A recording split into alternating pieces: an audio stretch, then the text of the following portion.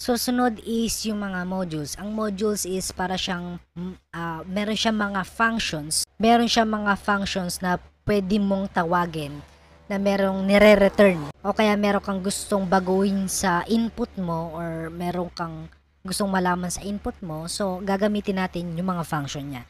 So, para gumamit ng modules, ang itatype nyo lang sa pinakataas lagi pagka mga modules is import. Okay, ano yung modules na import natin? So, merong mga built-in na Python modules. Una na dito is yung secret. O, isa na pala dito yung secrets. So, ang secret is ginagamit siya sa mga for security pero tayo gagamitin natin para sa randomize ng file.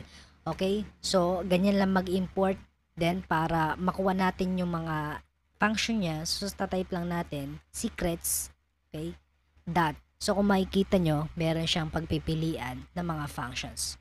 Makikita nyo dito, meron siyang F, itong kulay red na to, ibig sabihin yung function na yan. So ang gagawin or gagamitin lang natin is token URL safe. Okay? Tapos magta-type lang tayo ng number dito. Ayan, so kahit 10 muna. Kung ipiprint man natin to, so ang lalabas niyan or i-return nito, okay? So, randomize na word na 10 bytes, okay? Kung papalitan natin yung 10 ng 30 or 50, so makikita nyo humahaba yung randomize na word niya. Pero dun sa file name naman natin is okay na yung 10. Okay, yan muna yung pwede nyo malaman sa secret na yan. Hindi ko natuturo yung iba kasi baka ma-overload tayo sa knowledge. Kung ayaw nyo naman tinatype pa tong secrets na to para tawagin lang yung function, pwede naman kayong mag-alias. So, para mag-alias is gagamit kayo ng keyword na as. Tapos kung ano yung alias nyo, pwedeng sec. Okay? So, kung ipiprint natin yung sec, ibig sabihin, itong sec na to tumutukoy doon sa module na secrets. So, sec dot URL. Okay? So, kung gagamitin natin yan, piprint ulit natin. So, same lang yung lalabas. Teka. So, meron naman tayong tinatawag na another module na Python random. So, itong random na to is gagamitin natin para makapamili ng iba't ibang file name extension. So, para malinawan kayo, gumawa ako ditong variable na file name extension. Okay, yung rules natin. Tapos, nalagay ko, ang value niya is list ng mga string.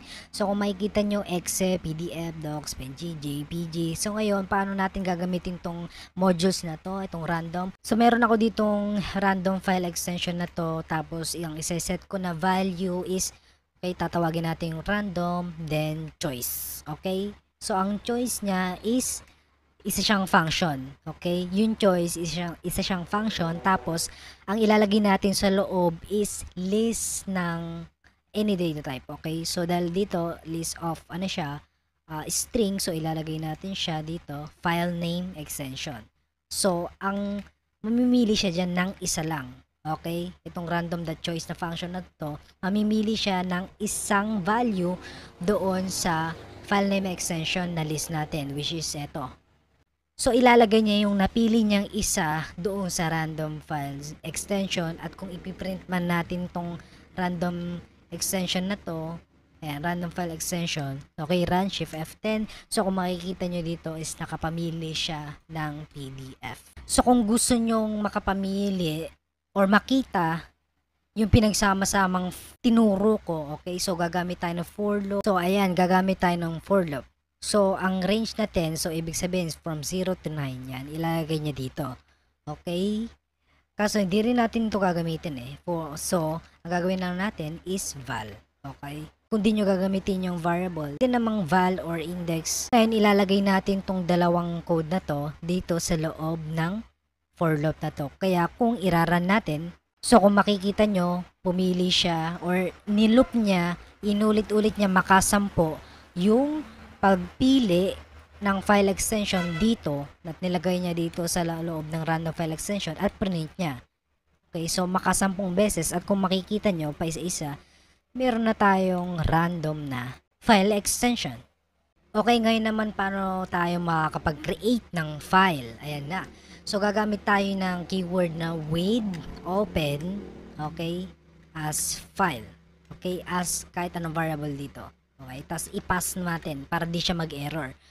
Okay, So, ang nasa loob ng open na function is dalawa ang kailangan. Unang-una yung file path. Susunod yung permission. Pero kapag ayun, makikita nyo yung file mode, ayan. Marami yan. So, ang gagamitin lang natin is W. Ibig sabihin, write na function. Tapos dito naman sa file path na to is yung absolute path ng file na pag-createan mo. Okay? Okay, so kung pupunta tayo dito sa folder na to, meron akong ginawa sa document na ztesting. Okay? So ilalagay ko muna to sa isang variable.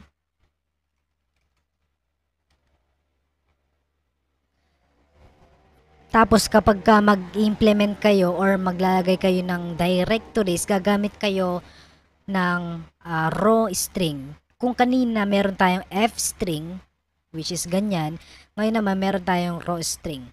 Okay? So ang raw string kasi kapag wala yung r, okay, so i-remove muna natin yung r. Meron kasing magkaka-error yan kasi meron kasing backslash. Tapos tinitreat niya kasi yung mga word as string escape. Okay, so wag mo nating pag-aralan yun, yung mga string escape na yun. Basta ang gawin nyo is kapag magde-declare kayong folder path, gamitin nyo ng r, then yung single quote or double quote. Tapos kailangan din natin ng file name. Okay, so file name is equal to my first file.txt. Okay, so ang hinihingi dito sa first ng open function is yung absolute path ng folder at yung file name. So dapat pagsasamahin natin tong folder para itong file name na to is nandito siya sa dulo. So para mas mapadali yung pagsasama natin at hindi na tayo gagamit pa ng mga f-string kasi pwede kasi siyang pagsamahin So ganito lang gagawin natin. Okay, so gumamit pala ako ng ibang ng camel case. So gawin ko to snake case. So ayan, naging snake case na. Ngayon gawin ko yung pagsasamahin ng folder path at file name gamit yung f-string. So ayan, kung makikita nyo guys, meron akong f-string tapos pinagsama ko yung folder path at file name. Pero syempre, gumamit ako ng string escape, okay? Kasi kapag isa lang yan, mag-e-error yan. Okay, so dinalawa ko. Ang format kasi para sa Windows, para malaman na isa siyang directory, is gagamit siya ng backslash. So nag-backslash ako dito. So kung raran natin yan, okay, error siya, i-comment muna natin to. Then i-run ulit natin. So kung makikita nyo, nasa maayos na siyang format, which is valid na yan para dun sa open. Pero mas mapapadali pa tayo kung gagamit tayo ng other module katulad ng OS. Ang OS na module is kadalasan ginagamit siya sa paglist ng mga directories and files and other OS information. So buburahin muna natin tong f-string na to. Tapos itatype natin or i-call natin yung function ng OS. So os.path.join.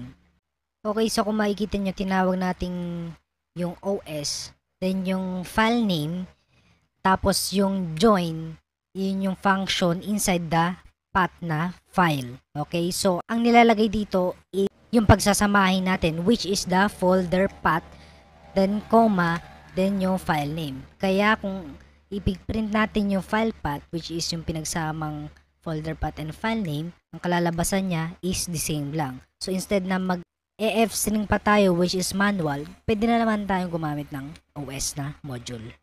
Okay, so dahil meron na tayong valid na file path, okay, so which is ito, pwede na nating gamitin siya dun sa with open, sa open na function. So kung lalagay natin yung file path, okay, tapos iraran natin, okay, so make sure muna, ito siya, ang ztesting, wala siyang laman. So, siya raran natin. So, pagka niran natin, so kung makikita nyo, my first file. Kaso wala siyang laman. Kasi wala naman tayong write. Pero kung gusto nyong lagyan ng laman, pwede naman. So, gagawin lang natin is file.write. Okay, then yung string. Okay. Tapos i-remove natin to, di na natin kailangan. So, kapag niran natin, okay, pumunta ulit tayo doon. Pagka tiningnan natin yung laman, so kung ano yung natin, yun yung ilalagay niya. So maraming salamat guys kung nakaabot kayo sa video na to. Hindi pa ako ganun magaling magturo, kaya feel free naman kayong magtanong sa comment section kapag meron kayong tanong at sasagutin ko. At ang susunod natin na gagawin is magge-generate na tayo ng random file na merong random na file name at extension. So maraming salamat guys. See you on my next video.